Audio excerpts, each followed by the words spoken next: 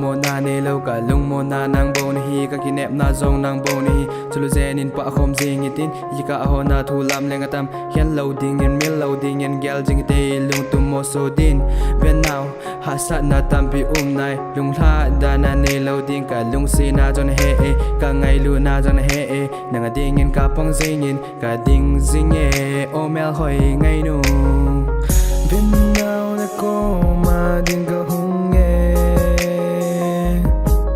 ni ngai tim thu cheng su comedy nu men ba bang leng khom jing e de o mel hoi ngai chu lo nang bu na hi kalung se na na he chula ka ngai lu na na he chula kalung se na asange ka ngai lu na jong sange kum za chi jong le ka ngai na chu pun te nang lu lu se dang ka nei poi nang lo mo na ding ka nei poi nang bo ni hi ka ki pa na pen ka ki nep na pen chulo zenin pa khom jing itin yika ho na thu lam le ka tam ding tam jong le mil poi te TAHSANNA LUNGSET chu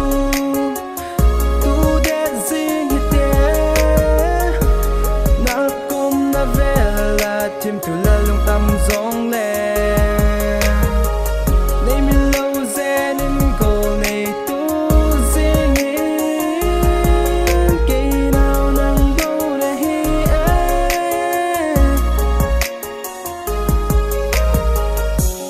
you see I think about the moments that we had. How am I supposed to be to give up or to leave you? But the time is go, it goes on. The past I can't. Cause you girl, oh my dream girl, you the only person I wanna wake up having next to me.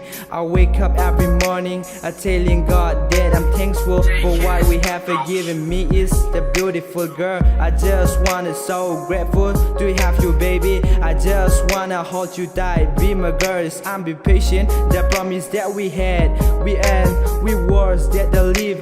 Cause without the wish, my life is my heart, the bleeding. You what, yes I'm needing. You always thinking cause I love you. I know you the sadly pass away, but you're always on my brain. I feel like it's on the play, but it's had to be so stay. I love you baby, hold me tight that I never had. TAHSANNA LUNGSET